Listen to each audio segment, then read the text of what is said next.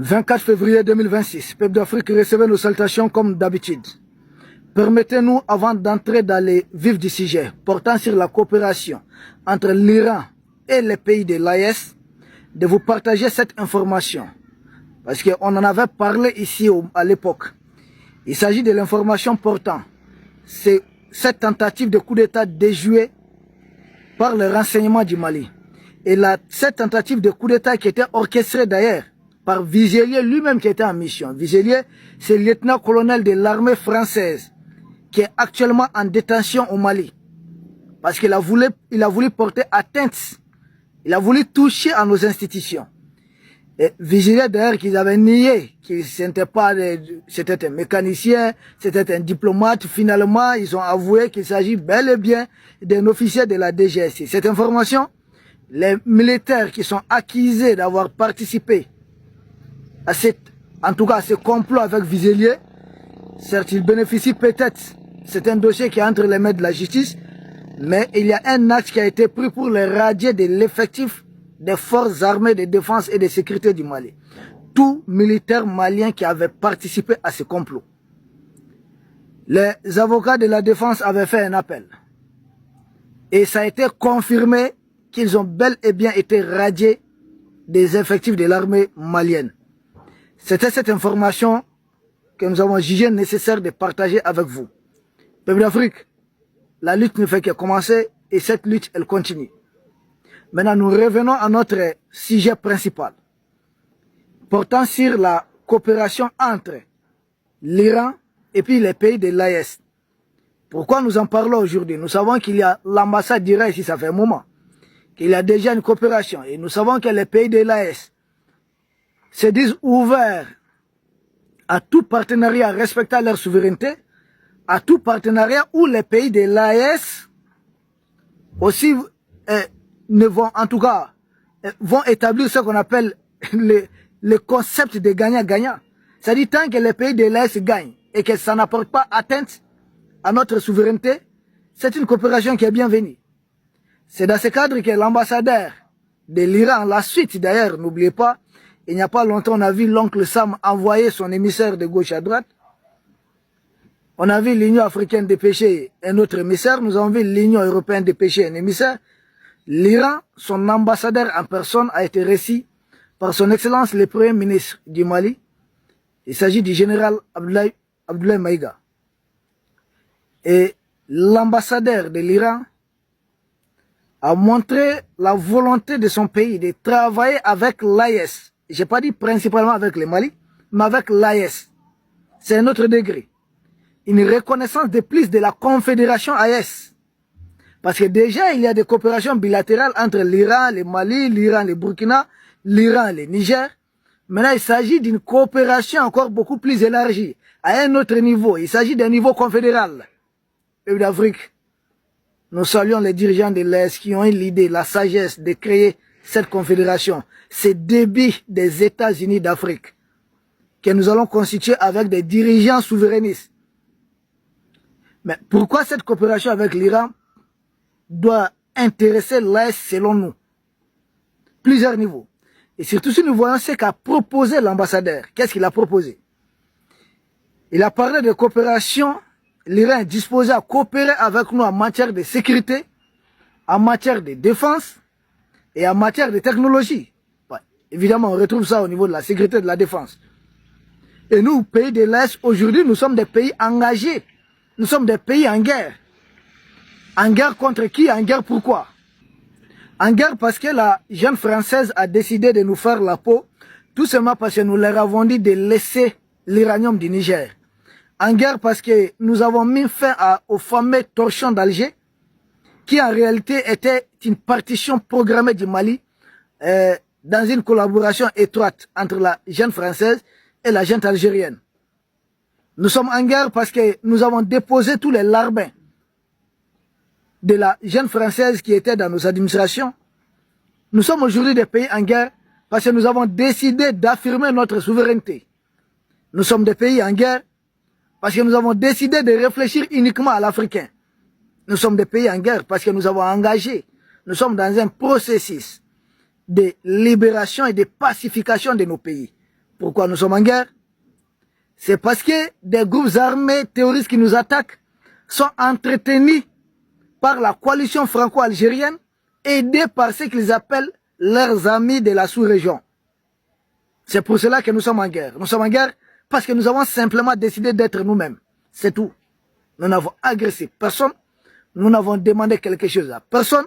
Nous avons dit simplement que nous devons disposer du droit de décider de notre propre pays. C'est tout ce qu'on a demandé.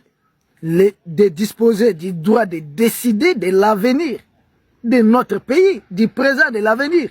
Et d'écrire, réécrire, même s'il faut, l'histoire de nos peuples. C'est pour cela que nous sommes envahis, c'est pour cela que nous sommes en guerre. Nous n'allons pas nous victimiser, et nous sommes en guerre.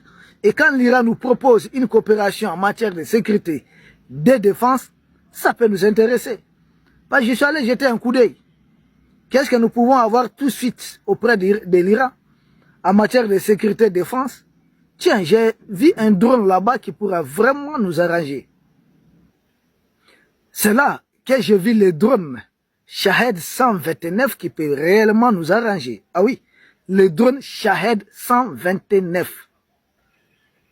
Attention, qu'il ne faudrait pas confondre avec le drone Shahed 136. Le drone Shahed 136 est un drone kamikaze. C'est-à-dire, voilà, dès que c'est décollé, ça atteint cible et puis c'est fini. Ça s'explose là-bas. Mais le drone Shahed 129 n'est pas un drone kamikaze. C'est un drone qui peut transporter jusqu'à 4 munitions. Parce que nous savons, les drones dont nous disposons, chaque fois que les drones sortent en opération, à leur retour, il faut encore plus d'entretien. Et ça peut prendre du temps. Les drones Shahed 129 peuvent transporter jusqu'à 4 munitions. Et les 4 munitions peuvent nous permettre d'atteindre 4 cibles. C'est-à-dire 4 regroupements de groupes terror. Ou bien s'ils sont trop nombreux, on va larguer les 4 là-bas et avoir des centaines de terrors éliminés. Et en matière de prix, ça ne coûte pas aussi beaucoup cher. Donc ils me diront, mais général, si ce sont les drones, on en a déjà. Avec les Turcs, on a déjà des drones. Oui, mais si on peut mettre à ce niveau, je sais pas, une concurrence, qu'est-ce que ça doit nous coûter en tant que des États souverains? Je ne vois aucun problème. Je ne vois aucun problème. Les Turcs sont très sincères, ils aident les pays de l'AES. Mais il y a des dessous. J'ai pas dit c'est une bonne coopération pour le moment, mais c'est un pays membre de l'OTAN. La Turquie est un pays membre de l'OTAN, il ne faudrait pas exclure. Or, au sein de l'OTAN, en tout cas, il y a des articles qu'il faudrait respecter. Si jamais il y a une guerre ouverte, parce que gouverner, c'est prévoir. Si jamais il y a une guerre ouverte, par exemple, entre les pays de la Confédération AES et la junte française. Or, la France est un pays de l'OTAN. La Turquie est un pays de l'OTAN. Est-ce que les textes de l'OTAN vont permettre à la Turquie de continuer de nous fournir en munitions des drones? C'est la question que je suis en train de poser. Je ne connais pas ce que nous avons comme clause. Mais de l'historique de l'OTAN, j'ai du mal à voir un pays de l'OTAN armer un autre pays qui est en guerre contre un pays membre de l'OTAN. Vous pouvez donner votre point de vue là-dessus dans les commentaires. J'ai lu les commentaires. Donc, pour moi, il faudrait anticiper sur certaines choses peut-être. Il y a cette possibilité. Il faut aller vers l'Iran. Et surtout, il faudrait insister au transfert des technologies. Parce qu'il a bien dit, coopération aussi portant sur la technologie. C'est ce qui nous intéresse surtout. Parce que les munitions de ces drones, nous devons être à mesure de les fabriquer nous-mêmes. Si à chaque fois qu'on doit tirer, je sais pas, un missile contre un groupe terroriste, il faudrait aller acheter ça ailleurs et venir, mais vous voyez qu'en réalité, on n'est pas très autonome dans ce que nous voulons faire. Et il nous faut produire localement des munitions de ces drones. C'est là que les terrors, là, on ne va plus en parler. Parce qu'en ce moment, on pourrait utiliser jusqu'à 100 frappes de drones par jour. Et je pense qu'il faut atteindre cette capacité, ce niveau. Les drones kamikazes, les Shahed 136, ce n'est pas exclu. L'espèce en procurer pour la FIAS, Force Unifiée de l'Alliance des États du Sahel, nous pouvons nous en procurer jusqu'à 1000, ou bien jusqu'à 10 000, des drones kamikazes. Mais c'est pour des opérations bien précises. Parce que c'est des drones qu'on utilise une seule fois. Mais Shahed 129, je pense aujourd'hui nous en avons besoin pour renforcer nos arsenaux. Peu importe d'où ça vient, nous devons nous armer davantage. Parce qu'au rythme où vont les choses, tel nous voyons les choses se dessiner. Vous savez, quand on est armé, l'ennemi réfléchit à 2 fois avant de vous attaquer. Les pays aujourd'hui qui sont surarmés, parce que l'armement en soi est une dissuasion. Mais si vous n'êtes pas armé, pourquoi on voit les banques là, tout le monde sait qu'il y a l'argent dedans, non? Mais on passe devant, n'est-ce pas, pour aller chercher ailleurs, parce qu'on sait qu'il y a des gardes hautes, il y a des agents de sécurité, c'est bien protégé.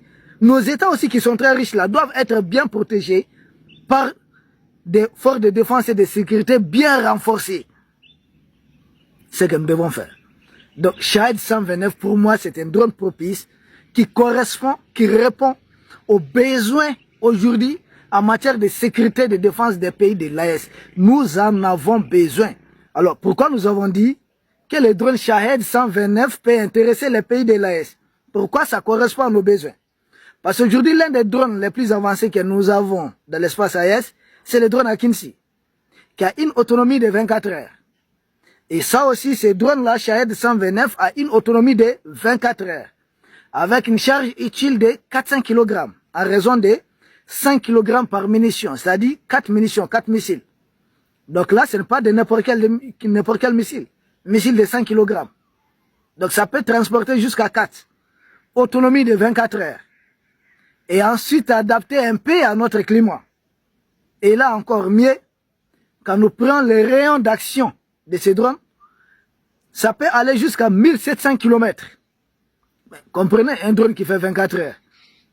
Ça va à 1700 km, effectuer des opérations et puis revenir. Et là encore, c'est très utile. C'est-à-dire, on peut commander ça, garder sans perdre le contrôle. C'est largement suffisant, par exemple, pour couvrir une distance Bamako-Kidal. Est-ce qu'on en avait besoin de faire ça à partir de Bamako? Vu que nous contrôlons intégralement notre territoire. À partir de Gao, par exemple, Gao-Kidal, c'est moins de 400 km. Donc de Gao, on peut aller à Kidal, effectuer et revenir, faire régulièrement des va-et-vient, c'est possible. Tout comme à partir de Sévaré. Donc c'est valable pour les autres pays de l'AES. Pour une vitesse dépassant 150 km à l'heure, pouvant même atteindre 175 km, ces drones peuvent atteindre une altitude de plus de 7 km, c'est-à-dire jusqu'à 7,3 km. Or déjà même à 4 km, ça fait notre affaire ici. Donc c'est un drone approprié, même si ça n'a pas les performances, toutes les performances du drone Akinci, mais je pense que c'est adapté à nos besoins. Reste à confronter les coûts et solliciter bien sûr le transfert de technologies. Parce qu'aujourd'hui, les pays de l'Est, il nous faut plus de munitions. Pour moi, la force unifiée de l'Est doit être aussi dotée de plusieurs munitions pour les drones et avoir ces drones propres à lui. Si au niveau national, nous pouvons garder la coopération avec la Turquie, c'est-à-dire avec drones Baïkatar, Akinci, autres drones, mais au niveau confédéral, vu que nous avons un état-major qui n'a pas grand-chose à voir avec le commandement, les différents commandements nationaux, au niveau de cet état-major, nous pouvons simplement, puisqu'ils ont dit ils veulent collaborer avec l'AES, et à ce niveau, nous pouvons établir une collaboration entre la Confédération AES et puis l'Iran. Pas des pays individuellement. Ça, cette coopération est déjà en cours. Mais au niveau AES, est-ce qu'il n'est pas aussi temps de varier, avoir plusieurs vecteurs aériens à ce niveau? C'est une proposition. Le peuple d'Afrique, ils ont proposé beaucoup de choses, ils ont parlé de la technologie. Aujourd'hui, nous, pays de l'Est, nous avons besoin de produire, même s'il s'agit simplement des drones kamikazes, avec de longues portées. Nous avons besoin de produire ça massivement. Parce que ceux qui sont en train de nous embêter à partir de certains... Voilà, comprenez ce que ça veut dire. À partir de certains territoires, il y a des dirigeants qui ont signé des pactes avec Emmanuel Macron et les terreaux d'Emmanuel Macron pour essayer de déstabiliser, endeuiller les populations de l'AES. Mais écoutez, entre voisins, si tu ne veux pas ma quiétude, tu ne veux pas ma tranquillité, Je ne suis pas obligé de vouloir ta tranquillité aussi. Je ne suis pas obligé de vouloir ta quiétude. Du moins que ce n'est plus caché. On voit ça sur les réseaux et autres. Tout le monde voit ça. Il faut que ces gens savent que, se disent qu'ils peuvent aussi être atteints. Je n'ai pas dit par là, yes, hein. Et je sais que moi, mes abonnés sont très intelligents. Ils comprennent. C'est ça la dissuasion. Mais pourquoi Benjamin Netanyahu demande de tout faire pour que la portée des missiles peut-être de l'Iran ne dépasse pas 300 km? Parce qu'à ce moment, on ne pourra pas l'atteindre. Et lui, peut-être, il pourra continuer à venir faire ce qu'il faisait contre les populations iraniennes. Tant qu'on peut l'atteindre, lui, il réfléchit à 2 fois. Donc, il faut que les gens qui sont en train de pactiser avec Emmanuel Macron, avec les terreaux pour endeuiller, pour faire des orphelins autres ici, sachent qu'on peut aussi les atteindre. Et ils sont en train d'armer les terreaux aujourd'hui des drones kamikazes. Mais écoutez, nul n'a le monopole de créer des GATT, des groupes terroristes. Nul n'a le monopole. Tu dresses un chien méchant contre moi. J'en dresse aussi un contre toi. Ça, ce n'est pas compliqué. On appelle ça, il faut l'équilibre de la terreur. Je ne serai pas là à lire uniquement le communiqué chaque fois que tu m'atteins. Non, toi aussi tu dois lire des communiqués. Ah oui. C'est pas seulement d'un côté qu'on doit lire chaque fois. Non, non, non. Toi aussi tu liras des communiqués. Parce que les terreaux, la personne ne les contrôle. Et ils peuvent changer de mission à tout moment. Parce qu'ils ont des gens qui sont derrière eux. Et leurs maîtres là peuvent à chaque fois dérouler une feuille de route. Ah oui, et puis l'exemple le plus frappant, on vient de le voir. Tout le monde a vu ça.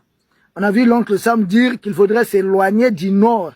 Appeler à leur ressortir à s'éloigner du nord de chez M. Alassane Ouattara. Ça veut dire quoi? Il ne s'agit pas des pays de l'Est qui sont... Non, non, non, nous sommes tranquilles. Nous combattons les terreaux chez nous. Que là-bas, ça devient une menace. Ils ont tellement hébergé les terreaux. Ces terreaux, maintenant, ont du mal à venir. Parce qu'ils viennent là, ils savent comment on va les mater. Ils peuvent commettre certes des dégâts, mais eux aussi, ils vont essuyer des choses. C'est devenu pour eux comme une sorte de voyage sans retour. Et ils commencent à être ramassés là-bas. Ils sont nombreux là-bas. Et là-bas, est-ce qu'ils veulent transformer ce nord-là pour continuer de former les terreaux? Au rythme où vont les choses, je pense que l'AES doit collaborer aussi avec les pays qui sont prêts à faire un transfert de technologie. Surtout quand nous voyons le comportement de Mohamed Déby à côté du Niger. Nous savons que les militaires français sont de retour au niveau de la base d'Abéché. Ce n'est caché de personne, cette information. Il y a beaucoup de choses qui se passent, mais les gens sont informés. Mais peuple d'Afrique, on reste concentré. Donc nous saluons l'Iran pour cette proposition. Aux dirigeants de l'Est d'en décider. Nous n'avons fait qu'analyser et faire part de notre proposition là-dessus.